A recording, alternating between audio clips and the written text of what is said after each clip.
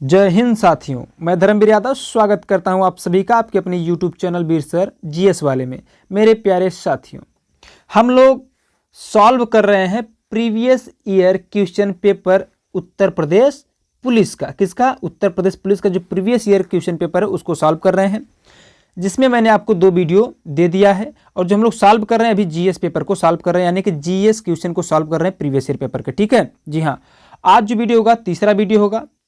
यदि आप लोगों ने जो पिछले दोनों वीडियो हैं उनको नहीं देखा है तो जाकर के देख लीजिएगा। मैं उन दोनों ही वीडियो की लिंक इस वीडियो के डिस्क्रिप्शन बॉक्स में भी डाल दूंगा।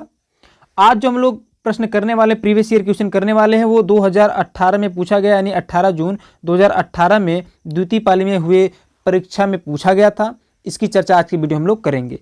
आगे बढ़ने से पहले साथियों आपसे बात करेंगे कि ये जो प्रीवियस ईयर क्वेश्चन पेपर होते हैं ना, तो प्रीवियस ईयर क्वेश्चन पेपर हल करने से देखिए हमको ये पता होता है कि कम से कम पता चलता है कि प्रश्न कहाँ से बन रहे हैं, किस टॉपिक से बन रहे हैं, किस लेवल के बन रहे हैं। तो हम लोग उसी अनुसार तैयारी करते हैं और हमें अच्छी सहायता प्राप्त होती है।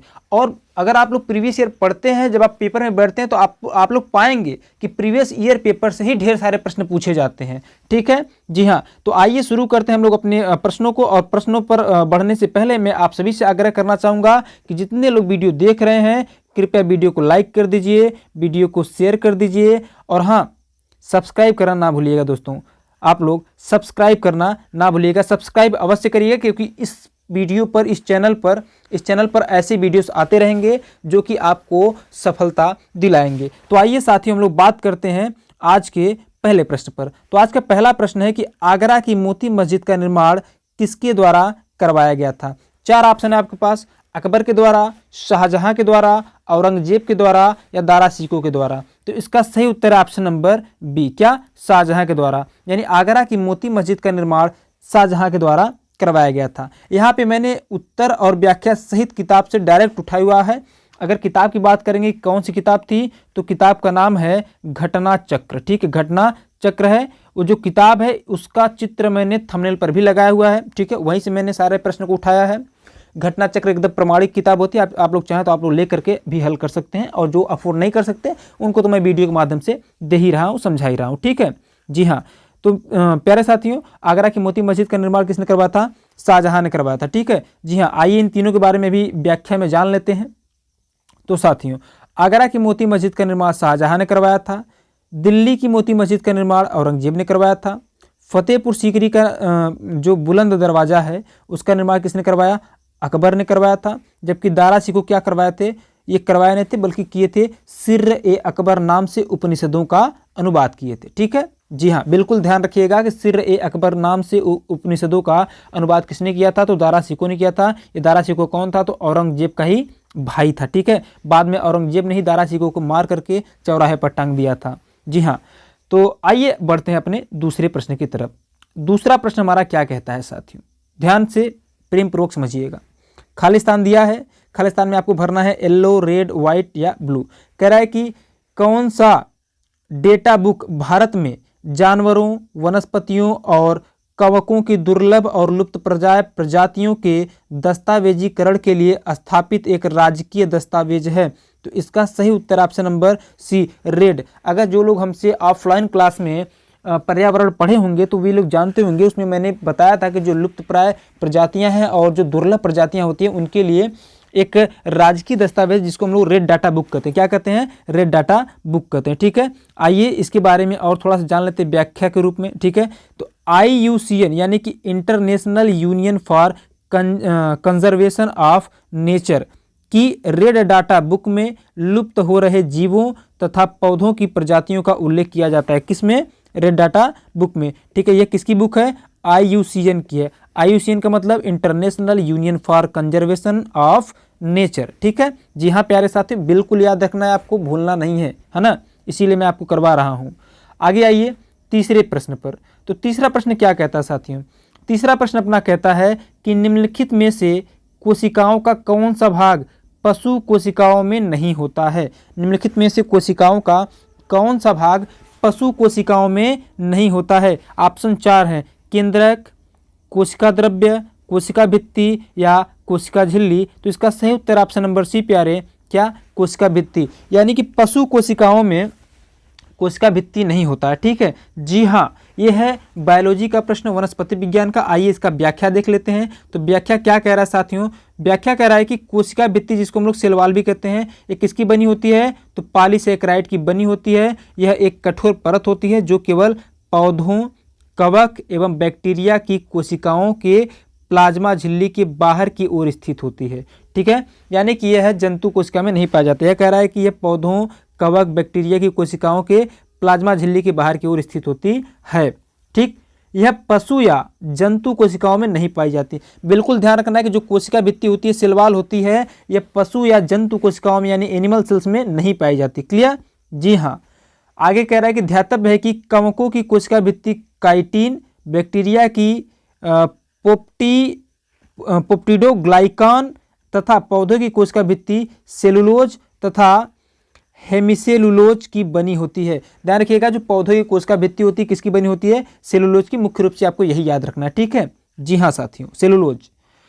आगे हम बात करें चौथे प्रश्न की। तो चौथा प्रश्न कहता है कि निम्नलिखित में से किस जाति को स्पीसीज भी कहते हैं अंग्रेजी में। ठीक है, तो निम्नलिखित में से किस जाति में बाह्य निषेचन होता है? किसमें बाह्य निषेचन होता है? निषेचन का मतलब कि संभोग क्रिया। ठीक है, तो मुर्गी में होता है, बिल्ली में होता है, सांप में होता है या मेढक में होता है? तो इसका सही उत्तर ऑप्शन नंबर सी प्यारे, मेढक। आप लोग मेढक को देखते हैं बरसात के समय में ये लोग क्या करते हैं? निषेचन क्रिया करते हैं, खुले में करते हैं। ठीक है, जी हाँ। तो वही आपसे पूछा जा रहा है कि किस जाति में बाह्य निषेचन होता है? तो मेंढक में होता है। ठीक है, जी हाँ। जबकि मुर्गी, बिल्ली, सांप में ऐसा नहीं होता, इंसानों में भी ऐसा नहीं होता।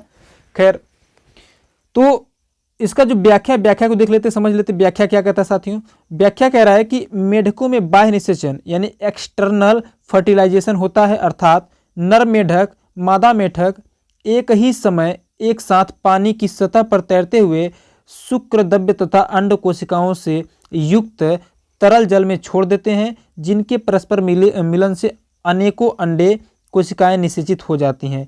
ठीक है, जी हाँ। आगे हम बात करें पांचवें प्रश्न की। तो पांचवा प्रश्न कह रहा है कि मानव में अनाज द्वारा उत्पादित होती है। क्या उत्पादित होती है अनाज द्वारा? ठीक है, सॉरी, आवाज द्वारा, अनाज नहीं आवाज है। ठीक है, सॉरी। मानव में आवाज द्वारा उत्पादित होती है। भाई आवाज किसके द्वारा उत्पादित होती है? प्रश्न आपका ऐसे रहेगा। ठीक है, चूंकि खाली स्थान छोड़ा हुआ है। तो जो आवाज होता है, जैसे मैं बोल रहा हूं तो किसके द्वारा बोल रहा हूं? कंठ के द्वारा, यानी कि लिरिक्स के द्वारा बोल रहा हूँ। ठीक है, जिसको हम लोग अंग्रेजी में क्या कहते हैं? लिरिक्स है ना। हम लोग कहते हैं भैया कोई गाना आप सुनते तो कहते यार इसका लिरिक बहुत बढ़िया था। ठीक है, तो उसका जो इंग्लिश वर्ड है उसको हम लोग कहते हैं। हिंदी वर्ड में क्या कहेंगे हम लोग? हिंदी में कहेंगे हम इसको कंठ कहेंगे। क्या कहेंगे? कंठ कहेंगे। ठीक है, जी हाँ। तो कंठ से क्या होता है? आवाज की उत्पत्ति होती है साथियों। इसकी व्याख्या की बात करें तो व्याख्या भी देख लेते हैं। तो मनुष्य में आवाज की उत्पत्ति का केंद्र कंठ यानी कि लरिंग्स है। इसे वॉइस बॉक्स या ग्लोटिस भी कहते हैं। क्या कहते हैं? वॉइस बॉक्स या ग्लोटिस भी कहते हैं। यह एक लगभग 2 इंच लंबी नलिका वयस्क मनुष्य के भोजन नलिका के ऊपर भाग पर स्थित होती है। ठीक है, कहाँ होती है? मनुष्य के भोजन नलिका के ऊपर स्थित होती है। जैसे मैं अगर गले पे अभी बोल रहा हूँ, देखिए, ठीक है, मतलब जहाँ से आवाज़ निकलती है उसको क्या कहते हैं? कंठ कहते हैं। ठीक है, जी हाँ। छठे प्रश्न की हम बात करें तो छठवां प्रश्न हमारा क्या कहता है साथियों? छठवां प्रश्न कह रहा है कि निम्न में से कौन सी मृदा कपास की खेती के लिए उपयुक्त होती है? जो लोग पढ़े हैं हमसे ज्योग्राफी या पर्यावरण या तो वो लोग तो ध्यान दे उत्तर इसका करेंगे क्या? ऑप्शन नंबर सी, यानी कि काली मिट्टी। क्या? काली मिट्टी। काली मिट्टी किस चट्टान के टूटने फूटने से बनती है? तो बेसाल्ट चट्टान के। ठीक है, जी हाँ। इसका उत्तर देख लेते हैं। अच्छा, ध्यान रखिएगा, कह रहे कि किस मृदा में कपास की खेती सबसे उपयुक्त है? तो काली मृदा में।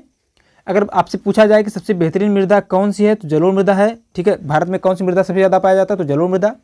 भारत में कितने प्रकार की मृदा पाई जाती है? तो 8 प्रकार के। ठीक है, जी हाँ।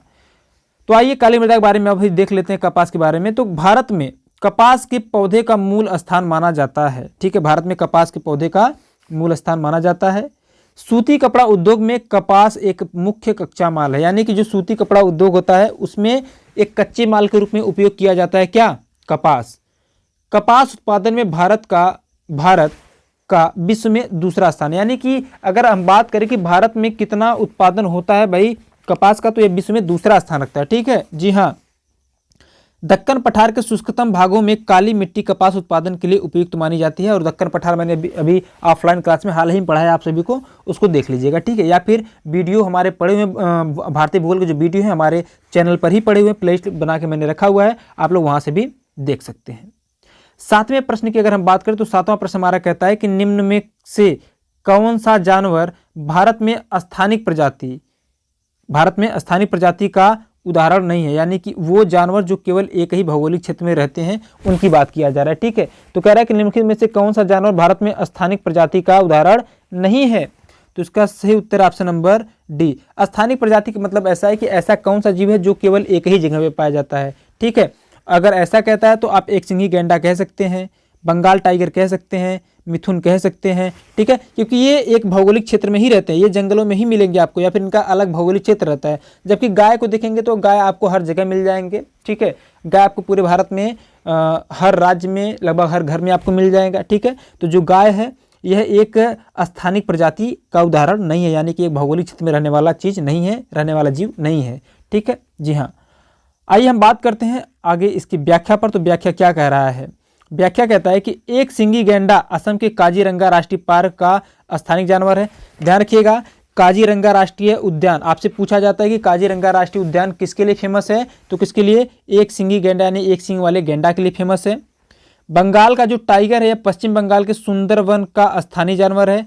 सुंदरवन का डेल्टा आप लोग जानते हैं, जहाँ पे ब्रह्मपुत्र और गंगा नदी अपना डेल्टा बनाते हैं, ठीक है। वहीं पर क्या है, सुंदरवन का स्थानीय डेल्टा है, तो वहीं पे क्या पाया जाता है? बंगाल टाइगर पाया जाता है, ठीक। जी हाँ, और मिथुन जो है अरुणाचल प्रदेश का स्थानिक जानवर है, ठीक है। अब मिथुन को आप मिथुन दादा मत कर लीजिएगा, जो एक नायक है, एक्ट्रेस है, उनकी बात मत कर लीजिएगा, ठीक है ना।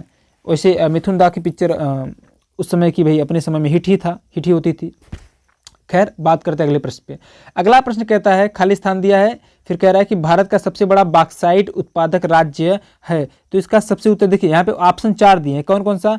उत्तर प्रदेश, मध्य प्रदेश, तमिलनाडु, उड़ीसा। तो मेरे प्यारे साथियों ऐसे समझिए, सबसे ज़्यादा खनिज कहाँ पाया जाता है? मैंने आपको बताया था, तो आप कहेंगे छोटा नागपुर पठार वाले क्षेत्र में। और छोटा नागपुर पठार जो मुख्य रूप से झारखंड, पश्चिम बंगाल और उड़ीसा वाले क्षेत्र में ही फैला है। झारखंड, पश्चिम बंगाल, छत्तीसगढ़, उड़ीसा। यहाँ पे उन तीनों का नाम नहीं है, 3 अन्य राज्य हैं, जबकि उड़ीसा का नाम है, तो आप किसको उत्तर करेंगे? उड़ीसा को, ठीक है। जी हाँ साथियों, इसके हम देख लेते हैं व्याख्या को। तो व्याख्या कहता है कि बॉक्साइट एल्युमिनियम का एक अयस्क है। आपसे कई बार ये भी पूछा गया कि बॉक्साइट किसका अयस्क है, तो बॉक्साइट किसका अयस्क है? एल्यूमिनियम का है। यही विश्व में एल्यूमिनियम का मुख्य स्रोत है। कौन? बॉक्साइट ही क्या है? एल्यूमिनियम का मुख्य स्रोत, यानी बॉक्साइट से ही क्या प्राप्त होता है हमको? एल्यूमिनियम प्राप्त होता है। जी हाँ, इसका सर्वाधिक उत्पादन उड़ीसा से होता है। कालाहांडी तथा संबलपुर इसके अग्रणी उत्पादक है, यानी कि उड़ीसा में कालाहांडी और संबलपुर में क्या है? बॉक्साइट सबसे ज़्यादा पाया जाता है। बॉक्साइट उत्पादन में दूसरे एवं तीसरे स्थान पर क्रमशः झारखंड एवं गुजरात है, ठीक है। यानी सबसे ज़्यादा कहाँ उत्पादित होता है? तो उड़ीसा में, दूसरे नंबर पर झारखंड में और तीसरे नंबर पर गुजरात में। साथियों, 9वें प्रश्न की बात करते हैं। 9वां प्रश्न हमारा कहता है कि निम्नलिखित में से किस प्रकार का कोयला उच्चतम गुणवत्ता का कोयला है? पहली बात तो मैं आपको बता दूं कि जो कोयले के प्रकार होते हैं कितने प्रकार के होते हैं? 4 प्रकार के होते हैं, और चारों आपके ऑप्शन में दिए गए हैं, ठीक है। ये भी ध्यान रखिएगा, कोयला के कितने प्रकार होते हैं? 4 प्रकार। कौन कौन से? लिग्नाइट कोयला, बिटुमिनस कोयला, पीट कोयला और एंथ्रेसाइट कोयला। तो मैं आपको क्रम से बता रहा हूँ कि सबसे बेहतरीन वाला कौन है, ठीक है। तो सबसे बेहतरीन है एंथ्रेसाइट कोयला, फिर बिटुमिनस कोयला, फिर लिग्नाइट कोयला, फिर पीट एवं दलदली कोयला, ठीक है। यानी कि ये पहले नंबर पे आता है, ये दूसरे नंबर पे आता है, ये तीसरे नंबर पे आता है, ये चौथे नंबर पे आता है। तो आपसे पूछा कि सबसे उच्चतम गुणवत्ता वाला पहले नंबर पे जो होगा वही सबसे उच्चतम गुणवत्ता वाला होगा, यानी कि एंथ्रासाइट कोयला क्या है? सबसे उच्चतम गुणवत्ता वाला कोयला है साथियों। जी हाँ, इसकी व्याख्या की बात करें तो व्याख्या देख लेते हैं। व्याख्या क्या कह रहा है? व्याख्या कहता है साथियों कि जो कोयला है, कोयला मुख्यतः हाइड्रोकार्बन से निर्मित एक ठोस संस्तृत शिला है। शिला का मतलब चट्टान है, ठीक है। इसका उपयोग मुख्यतः उष्मा और प्रकाश की आपूर्ति हेतु ईंधन के रूप में किया जाता है। आप लोग जानते हैं साथियों, हमारे देश में जो बिजली का उत्पादन किया जाता है उसमें भी सबसे ज़्यादा किससे किया जाता है? कोयले से ही अभी भी किया जाता है, ठीक है। जी हाँ, कोयला का उपयोग हम लोग किस रूप में करते हैं? ईंधन के रूप में करते हैं, ठीक। अशुद्धता के आधार पर कोयले के 4 भागों में, कोयले के 4 पार्ट होते हैं, फिर कोयले को 4 भागों में विभाजित किया गया है। पहला पीट एवं पीट एवं दलदलीय क्या कहते हैं, पीट कोयला, लिग्नाइट कोयला, बिटुमिनस कोयला और एंथ्रेसाइट कोयला।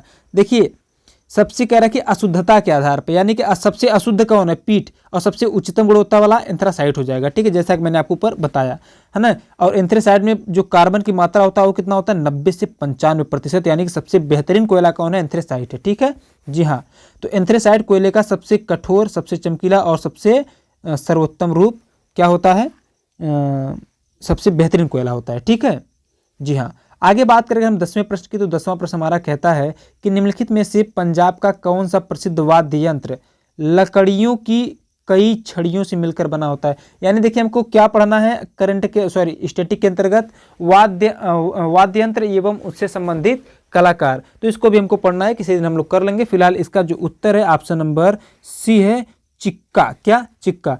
तो पंजाब का कौन सा प्रसिद्ध वाद्य यंत्र जो लकड़ियों की कई छड़ियों से मिलकर बना होता है, तो उसका नाम क्या है, चिक्का है। इसकी व्याख्या देखिए, तो चिक्का पंजाब का प्राचीन वाद्य यंत्र है। इसे सप या सुप भी कहते हैं। इसे भंगड़ा और मालवी गिद्दा के समय बजाया जाता है। कब, भांगड़ा जब होता है या फिर मालवी गिद्दा होता है तब इसको बजाया जाता है। किसको, चिक्का नामक वाद्य यंत्र को। बात करें हम अगर अपने ये 11वां प्रश्न पर, तो 11वां प्रश्न हमारा क्या कहता है साथियों, इस पर बात करते हैं। तो 11वां प्रश्न हमारा कह रहा है कि निम्न में से किस भारतीय वास्तुविद को 2018 का प्रित्जकर आर्किटेक्चर पुरस्कार प्रदान किया गया। क्या, प्रित्जकर आर्किटेक्चर पुरस्कार प्रदान किया गया। तो इसका सही उत्तर ऑप्शन नंबर सी, बालकृष्ण दोषी। इसका अगर हम देखें, आपको मतलब व्याख्या देखें, तो व्याख्या क्या कहता है साथियों, व्याख्या कहता है कि 7 मार्च 2018 को भारत के प्रसिद्ध वास्तुकार बालकृष्ण दोषी को वर्ष 2018 का प्रतिष्ठित प्रित्जकार आर्किटेक्चर पुरस्कार प्रदान किया गया। आर्किटेक्चर का नोबेल कहे जाने वाले इस पुरस्कार के तहत 1 लाख डॉलर की राशि प्रदान की जाती है। वर्ष 2022 का जो प्रित्जकर पुरस्कार था वो प्रथम अफ्रीकी तथा अश्वेत व्यक्ति डायबेडो फ्रांसिस केरे को प्रदान किया गया। ध्यान रखिएगा, यह जो पुरस्कार है कौन सा, कहाँ गया, प्रित्जकर पुरस्कार। ठीक है, यह है, इसको हम लोग क्या कहते हैं, आर्किटेक्चर क्षेत्र का नोबेल पुरस्कार कहते हैं। ठीक है जी हाँ, अगर आपसे पूछता है कि प्रथम अफ्रीकी या अश्वेत व्यक्ति किसको है मिला है, तो डायबेडो फ्रांसिस केरे को मिला है। कब मिला है, वर्ष 2022 में मिला है साथियों। इसको याद रखिएगा, बड़ा ही इंपॉर्टेंट फैक्ट है, आपसे पूछा जा सकता है। ठीक है, बात करते हैं 12वें प्रश्न की। तो 12वां प्रश्न क्या कह रहा है साथियों, 12वां प्रश्न कह रहा है कि अप्रैल 2018 में उत्तर प्रदेश सरकार द्वारा गंगा नदी के जल ग्रहण क्षेत्र में हरित क्षेत्र को बढ़ाने और मृदा अपरदन को रोकने के लिए निम्न में से किस योजना की शुरुआत की गई है। ठीक है, ऑप्शन नंबर आपके पास 4 हैं, नमामि गंगे, क्लीन गंगा, सेव गंगा या गंगा हरितिमा। कह रहा है कि वर्ष 2018 में उत्तर प्रदेश सरकार द्वारा गंगा नदी के जल ग्रहण क्षेत्र में हरित क्षेत्र को बढ़ाने के लिए और मृदा अपरदन को रोकने के लिए कौन सी योजना चलाई गई थी, तो गंगा हरितिमा चलाई गई थी। क्या, गंगा हरितिमा। करेंट का क्वेश्चन है लेकिन इंपॉर्टेंट है। ठीक है, इसकी व्याख्या देख लेते हैं।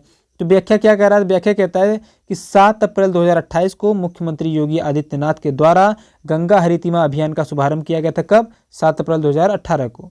यह योजना 27 जिलों में शुरू की गई है जो गंगा नदी के तट पर स्थित है। यानी यह 27 जिला में शुरू किया गया है, जो ये ऐसे जिले हैं जो कि गंगा नदी के तट पर स्थित है साथियों। ठीक है, इस योजना का उद्घाटन इलाहाबाद के संगम तट पर किया गया था, जिसका उद्देश्य हरित क्षेत्र को बढ़ाने और मृदा अपरदन को रोकने के साथ साथ सरकार द्वारा आम लोगों को एक व्यक्ति एक वृक्ष के नारे के तहत अपनी निजी भूमिका पर वृक्षारोपण के लिए प्रोत्साहित करना था। ठीक है, इसका यही लक्ष्य था।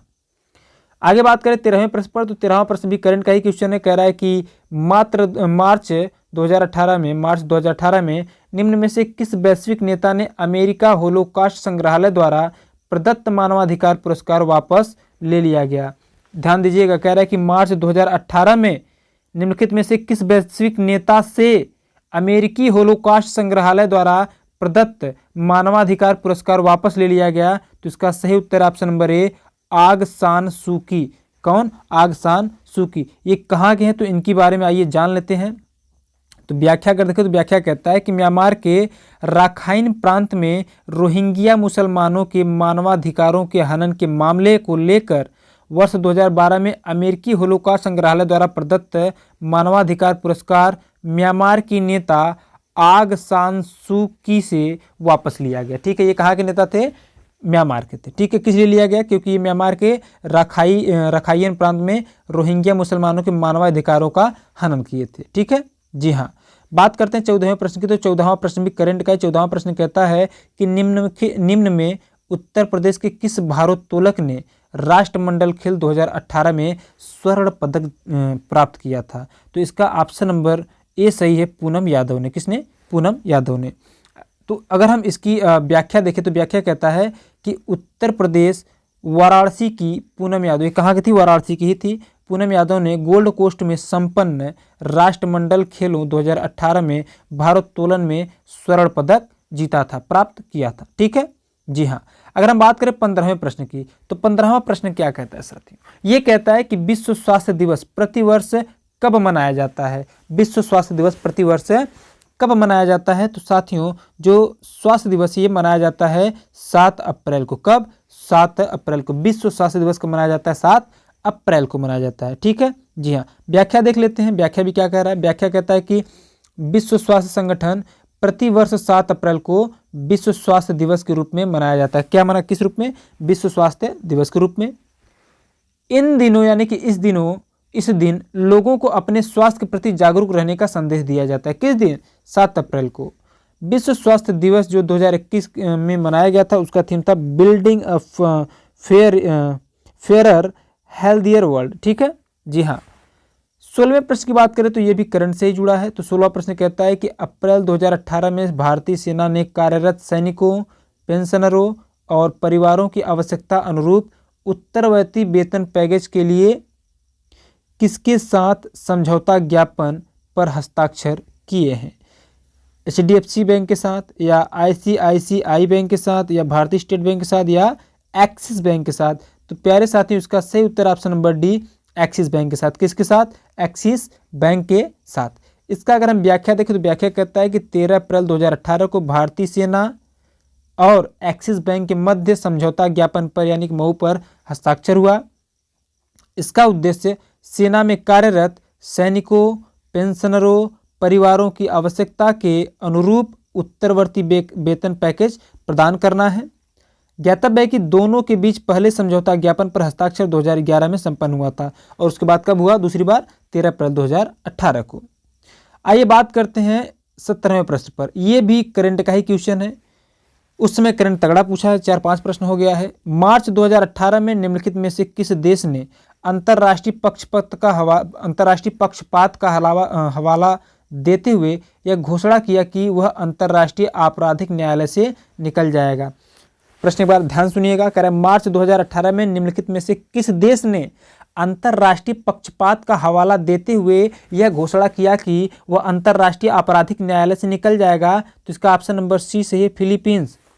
यानी फिलीपींस कहता है कि भाई ये तो मतलब कि फिलीपींस को लगा कि भाई हमारे साथ क्या हो रहा है? पक्षपात हो रहा है, इसीलिए, या फिर हमारे साथ नहीं बल्कि हमको अनदेखा किया जा रहा है, किसी दूसरे देश के साथ पक्षपात किया जा रहा है, इसलिए फिलीपींस ने यह घोषणा किया, यह निर्णय लिया कि हम लोग क्या करेंगे? अंतर्राष्ट्रीय आपराधिक न्यायालय से बाहर निकल जाएंगे। ठीक है, किसने कहा था? फिलीपींस ने। व्याख्या देख लेते हैं। मादक पदार्थों के विरुद्ध युद्ध में फिलीपींस के राष्ट्रपति रोड्रिगो ड्यूटर्टे को मानवाधिकारों का दोषी पाए जाने के कारण अंतर्राष्ट्रीय आपराधिक न्यायालय में जांच चल रही है।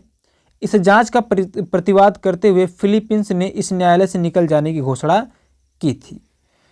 अब बात करते हैं 18वें प्रश्न की। बड़ा ही इंपॉर्टेंट प्रश्न है। कह रहा है कि महात्मा गांधी के प्रिय भजनों में से एक वैष्णव जन तो के रचयिता कौन है? यानी वैष्णव जन तो जो भजन था उसके रचयिता कौन थे? तो उसके रचयिता थे साथियों नरसिंह मेहता। कौन थे? नरसिंह मेहता, जिसको महात्मा गांधी सुना करते थे, जो महात्मा गांधी का प्रिय भजन भी होता था। ठीक है, व्याख्या की बात करें तो व्याख्या कहता है कि महात्मा गांधी जी के प्रिय भजनों में से एक वैष्णव जंतु के रचयिता गुजरात के संत नरसिंह मेहता हैं। कौन है? संत नरसिंह मेहता हैं। ठीक है साथियों, जी हाँ। आगे बात करें अगर हम 19वें प्रश्न की, तो 19वां प्रश्न क्या कहता है? 19वां प्रश्न कहता है कि मानव शरीर का कौन सा भाग ऑस्टियोपोरोसिस से प्रभावित होता है। अभी ऑस्टियोपोरोसिस क्या होता है समझा देते हैं। मानव शरीर का कौन सा भाग ऑस्टियोपोरोसिस से प्रभावित होता है।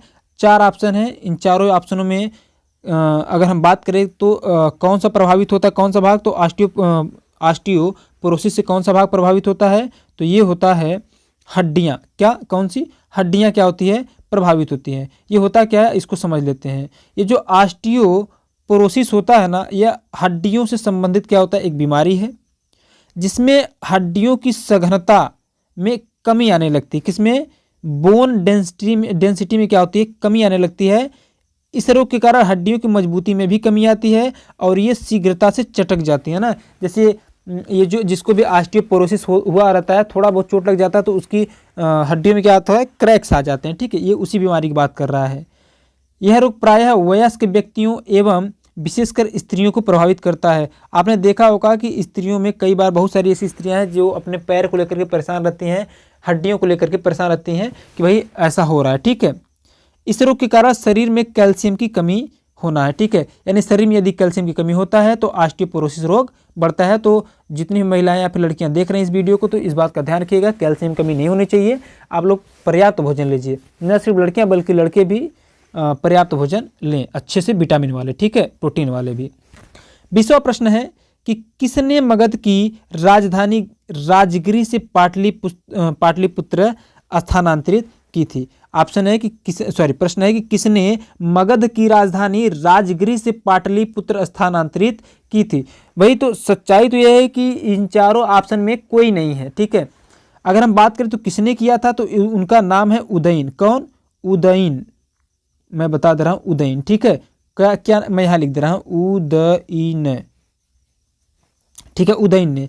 तो मगध की राजधानी राजगिरी पहले थी, लेकिन राजगिरी से पाटलिपुत्र किसने कर दिया, उदयन ने कर दिया। ठीक है, किसने कर दिया, उदयन ने कर दिया। व्याख्या देख लेते तो व्याख्या कहता है कि हर्यक वंश के शासक बिंबिसार के पौत्र उदयन ने मगध की राजधानी राजगिरी से क्या कर दी, पाटलिपुत्र स्थानांतरित कर दिया था। ठीक है, उदयन किससे संबंधित है, हर्यक वंश से संबंधित है। हर्यक वंश का स्थापना किसने किया था, तो बिंबिसार ने ही किया था। ठीक है, जी हाँ। आगे बात करें 21वें प्रश्न पर, तो 21वां प्रश्न बड़ा इंपॉर्टेंट है। 21वां प्रश्न कहता है योगक्षेमम वहाम्यहम किसका आदर्श वाक्य है। भारतीय स्टेट बैंक का, या LIC ऑफ इंडिया का, या लोकसभा का, या या प्रधानमंत्री कार्यालय का। तो यह उत्तर से ये साथियों option number B LIC of India यानी कि भारतीय जीवन बीमा निगम का है। ठीक है, कौन सा आदर्श वाक्य है, योगक्षेमम वहाम्यहम। ठीक है, जी हाँ। उत्तर देख लेते हैं, व्याख्या इसका। LIC भारत में सार्वजनिक क्षेत्र की सबसे बड़ी बीमा कंपनी है जिसकी स्थापना कब हुआ था, 1956 में। यानी अगर हम बात करें कि LIC की स्थापना कब हुआ था, तो 1956 में हुआ था। योगक्षेमम वहाम्यहम इसका आदर्श वाक्य है, जिसका तात्पर्य है आपका कल्याण हमारा दायित्व है। ठीक है, अब LIC क्या करेगा, आपका कल्याण करेगा ना। जी हाँ, आगे हम बात करते हैं 22वें प्रश्न पर। तो 22वां प्रश्न हमारा क्या कहता है, 22वां प्रश्न कहता है कि भारत और श्रीलंका को कौन सा जलडमरू मध्य अलग करता है, या कौन सा जल संधि अलग करता है। तो आप सभी लोग जानते हैं इसका सही उत्तर क्या, पाक जलडमरू मध्य। इसमें बहुत सारे लोग स्मार्ट बनते हैं और गलती करके चले जाते हैं मन्नार की खाड़ी। मन्नार की खाड़ी टिक करते हैं, उनका प्रश्न क्या हो जाता है, गलत हो जाता है। आपसे जलडमरू मध्य पूछ रहा है भाई। ठीक है, क्या पूछ रहा है, जलडमरू मध्य को जल संधि कहते हैं। देखिए यहाँ प्रश्न भी गलत लिख दिया है, खाड़ी, जबकि इसको खाड़ी नहीं लिखना चाहिए। ठीक है, जी हाँ, जलडमरू मध्य जल संधि ही लिखना चाहिए। तो इसका सही उत्तर क्या होगा, पाक जलडमरू मध्य होगा। ठीक है, जी हाँ।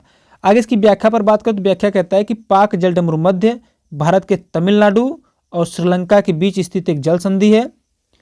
अच्छा, अगर हम बात करें कि जो जल संधि होता क्या है, तो जल संधि सकरा जलीय क्षेत्र होता है, जैसे पानी गुजर रहा होता है और इधर बहुत बड़ा पानी वाला क्षेत्र होता है, इधर बहुत बड़ा पानी वाला क्षेत्र होता है। इन दोनों पानी वाले क्षेत्र को जोड़ता है जो सकरा जलीय क्षेत्र, उसको जल संधि कहते हैं। और इधर बहुत बड़ा भूभाग है, इधर भी भूभाग है, इन दोनों भूभाग को अगर क्या करता है, अलग करता है। ठीक है, और दो सागर महासागर को जोड़ता है तो उसको संधि कहते हैं। क्या कहते हैं, उसको हम लोग जल संधि कहते हैं साथियों। ठीक है, जी हाँ। आगे हम लोग बात करें तो हाँ, पाक जलडमरू मध्य भारत के तमिलनाडु राज्य और श्रीलंका के बीच स्थित एक जल संधि है। मद्रास प्रेसिडेंसी के गवर्नर रॉबर्ट पाक के नाम पर इस जल संधि को ही पाक जलडमरू मध्य कहा जाता है। किसके नाम पे, रॉबर्ट पाक के नाम पे। रॉबर्ट पाक कौन थे? तो मद्रास प्रेसिडेंसी के गवर्नर थे। बात करते हैं आज के 23वें प्रश्न पर। तो 23वां प्रश्न कहता है साथियों, 23वां प्रश्न कहता है कि 1662 ईस्वी में पुर्तगाल के राजा ने इंग्लैंड के चार्ल्स द्वितीय को कौन सा भारतीय तटीय शहर दहेज के तौर पे उपहार दिया था? प्यारे साथियों, आप सभी लोग जानते हैं कि कैथरीन ब्रिगेंजा जो कि पुर्तगाल की क्या थी? महारानी थी। क्या उनका नाम क्या है? कैथरीन ब्रिगेंजा।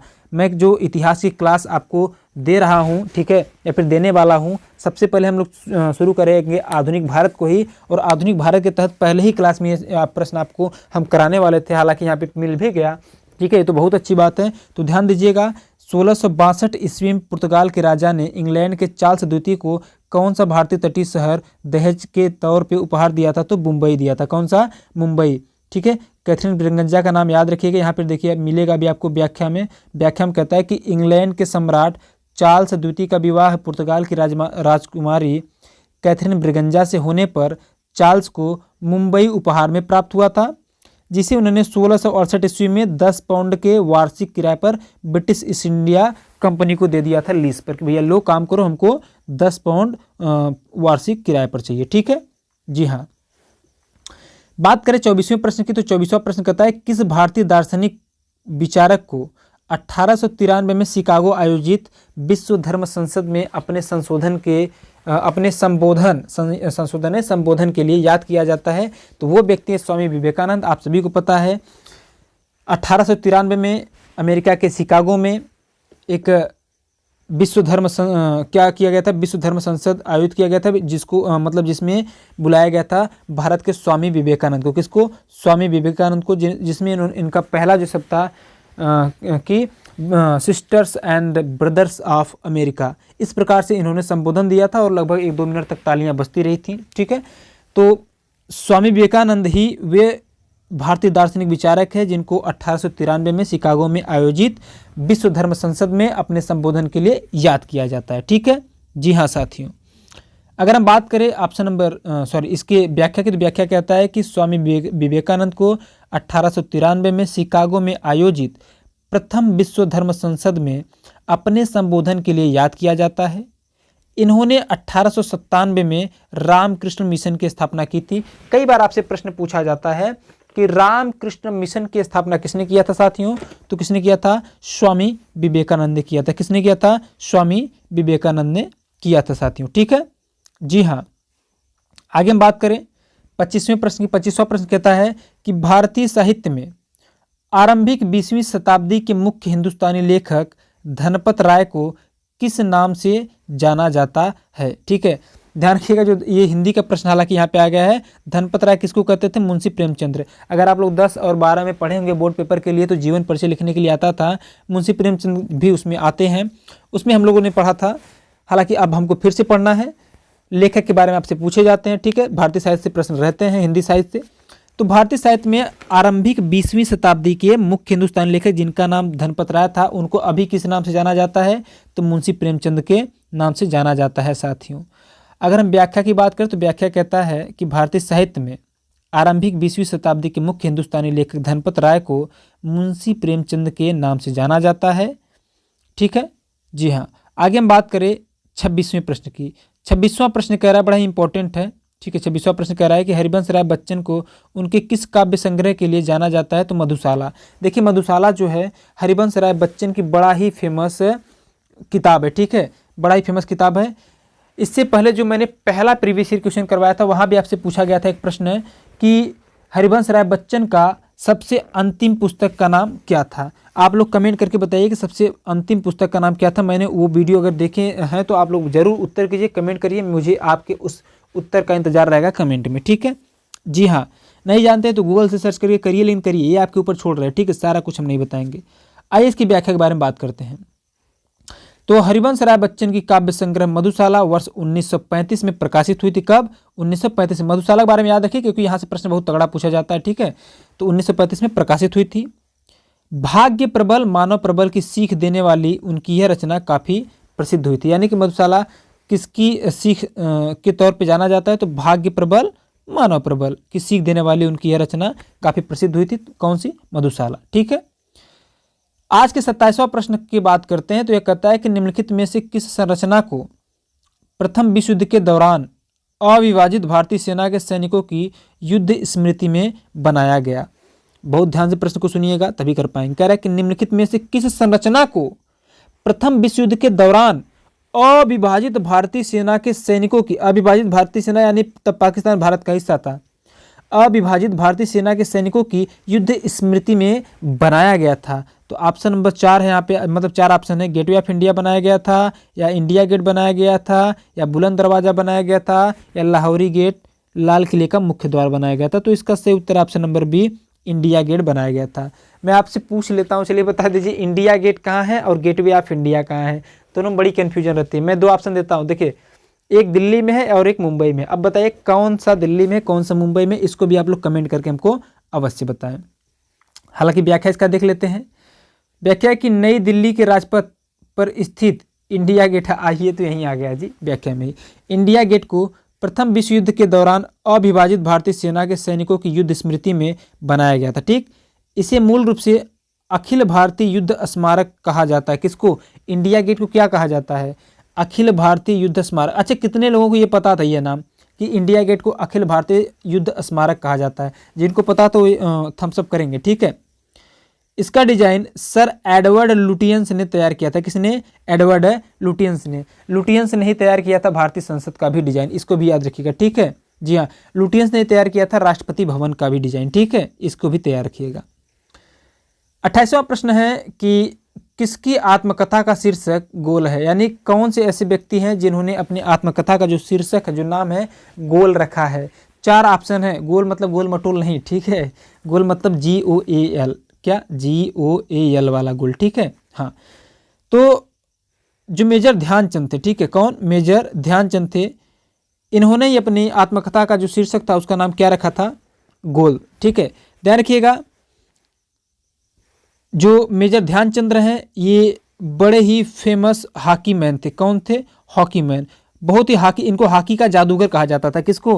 हॉकी का जादूगर कहा जाता था। किसको? मेजर ध्यानचंद को। हालांकि पेले भी क्या हैं? हॉकी के जादूगर हैं।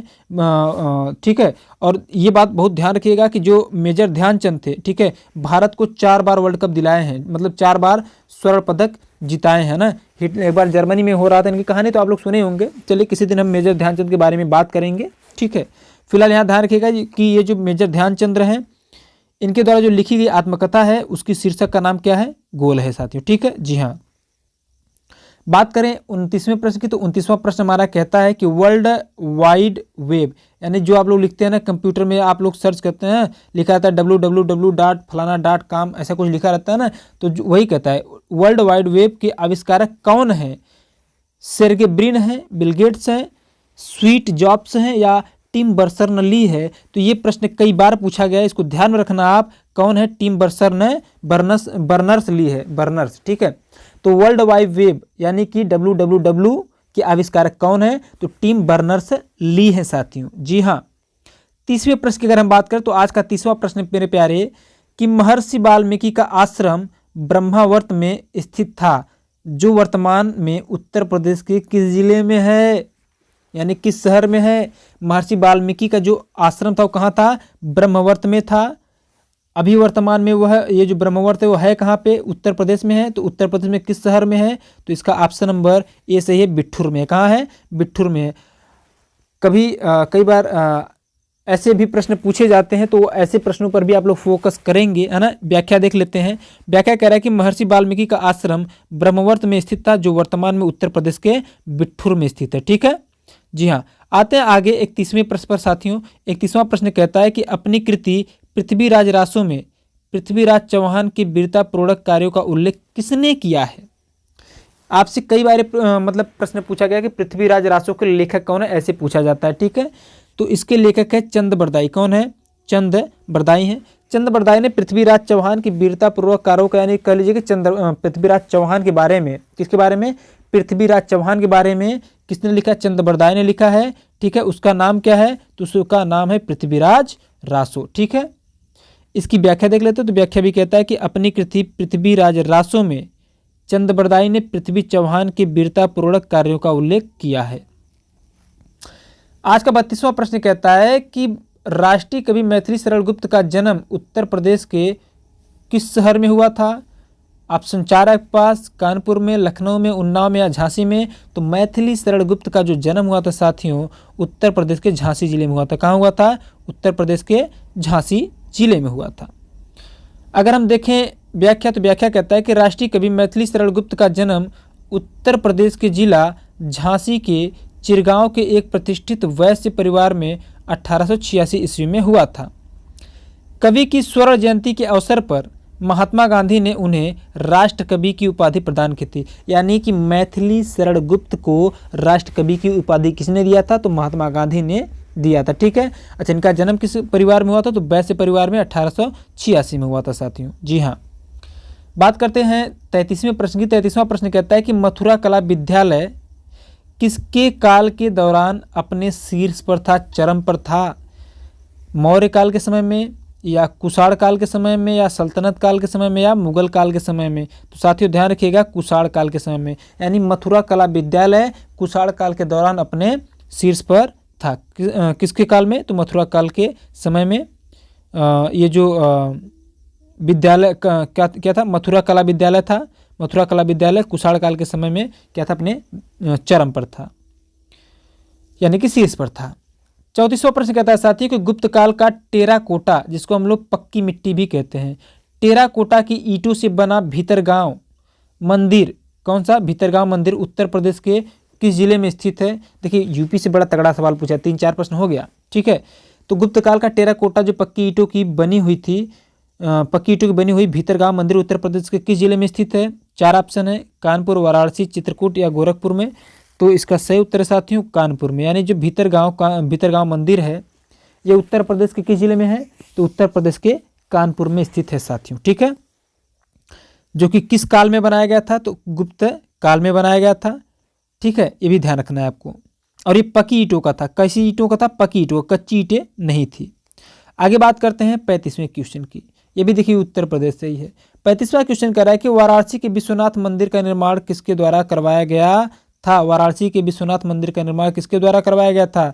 4 ऑप्शन है, रानी अहिल्याबाई, हरिश्चंद्र, मोरोपंत पिंगल या रोनोजी सिंधिया। तो इसका सही उत्तर है प्यारे, सही उत्तर है रानी अहिल्याबाई। क्या? रानी अहिल्याबाई।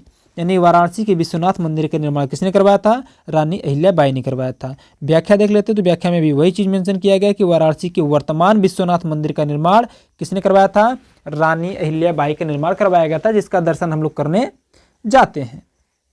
36वें प्रश्न की बात करें। 36वां प्रश्न कहता है कि उत्तर प्रदेश के लोकायुक्त, जिसको हम लोग भ्रष्टाचार प्राधिकरण भी कहते हैं, ठीक है, तो उत्तर प्रदेश के लोकायुक्त का पद कब सृजित किया गया था? 1950 में, 1965 में, 1975 में या 1977 में? तो उत्तर प्रदेश का जो लोकायुक्त यानी कि भ्रष्टाचार प्राधिकरण का जो पद है उसका जो गठन किया गया था वर्ष 1975 में किया गया था साथियों। ठीक है, ध्यान दीजिए इसकी व्याख्या पर। व्याख्या कहता है कि उत्तर प्रदेश के लोकायुक्त का पद उत्तर प्रदेश लोकायुक्त एवं उप लोकायुक्त अधिनियम 1975 के तहत स्थापित किया गया था।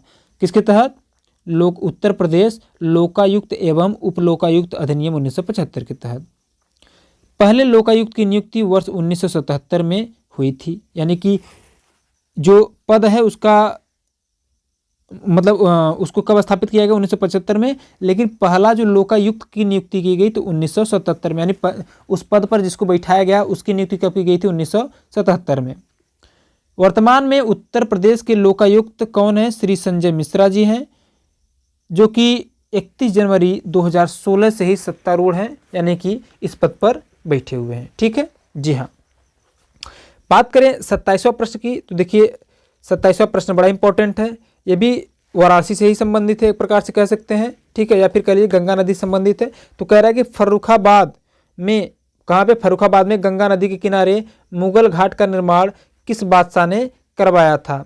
अकबर ने, औरंगजेब ने, शाहजहां ने या जहांगीर ने? तो इसका सही उत्तर ऑप्शन नंबर बी साथियों औरंगजेब ने। यानी औरंगजेब ने क्या करवाया था? फर्रुखाबाद में गंगा नदी के किनारे मुगल घाट का निर्माण करवाया था। किसका? मुगल घाट का निर्माण कराया था। ठीक है, जी हाँ। इसका व्याख्या देखें तो व्याख्या कहता है कि फर्रुखाबाद में मुगल घाट द्रौपदी कुंड के समीप ही है। यहाँ कुल 4 घाट है जिनका निर्माण किसने करवाया था? औरंगजेब ने करवाया था। ठीक है, 38वां प्रश्न देखें हम लोग, तो 38वां प्रश्न है साथियों, 38वां प्रश्न है कि निम्न में किस लोक नृत्य का आयोजन बुंदेलखंड क्षेत्र में फसल कटाई के समय किया जाता है? कर्मा, छोलिया, या इसका लगता है ऑप्शन कट गया प्यारे साथियों। चलिए कोई बात नहीं, लेकिन इसका व्याख्या है, व्याख्या की ही चर्चा हम लोग कर लेते हैं। व्याख्या को समझिए। सैरा नृत्य बुंदेलखंड क्षेत्र के हमीरपुर, झांसी तथा ललितपुर जिलों में लोकप्रिय नृत्य है। यह वर्षा ऋतु में कृषक समुदाय के युवा लड़के एवं लड़कियों द्वारा हाथ में डंडा लेकर किया जाता है। इस नृत्य में फसल को सफलतापूर्वक काटने के लिए वैदिक देवता इंद्र की पूजा एवं आशीर्वाद लिया जाता है। यानी जो आपसे पूछा जा रहा था कि भैया फसल काटने की खुशी में मनाया जाता है तो कौन सा नृत्य था, तो कौन सा है भाई, तो वो कौन सा, देखिए प्रश्न को एक बार फिर से पढ़ लेते। प्रश्न कह रहा है कि किस लोक नृत्य का आयोजन बुंदेलखंड क्षेत्र में फसल कटाई के समय किया जाता है? तो उसका नाम क्या है? सैरा है। उसका नाम क्या है? सैरा है साथियों, ठीक है। जो कि किसके लिए किया जाता है? तो ये किया जाता है सफलतापूर्वक जब फसल कट जाता है तो इंद्र की पूजा की जाती है और उनका आशीर्वाद लिया जाता है, ठीक है। जी हाँ, तो इस प्रकार से प्यारे साथियों हो गया आपका ये 38 प्रश्न। प्रश्न आपको कैसे लगे ध्यान दीजिएगा। अंत में मैं आपसे आग्रह करना चाहूँगा कि आप लोग वीडियो को जरूर लाइक और शेयर करिएगा। इस प्रकार के वीडियो रोज आपको मिलते रहते हैं। और आपको एक अभी जो फिलहाल वीडियो मिल रहा है, ये मिल रहा है आपको पॉलिटी का, किसका? पॉलिटी का वीडियो मिल रहा है। जैसे पॉलिटी खत्म होता है तो मैं आपको हिस्ट्री के भी वीडियो देना चालू कर दूंगा। तो प्यारे साथियों बने रहिए और वीडियो को ज़्यादा से ज़्यादा शेयर करिएगा। मिलते हैं हम आपसे अगले वीडियो में, नेक्स्ट वीडियो में। तब तक के लिए धन्यवाद। जय हिंद।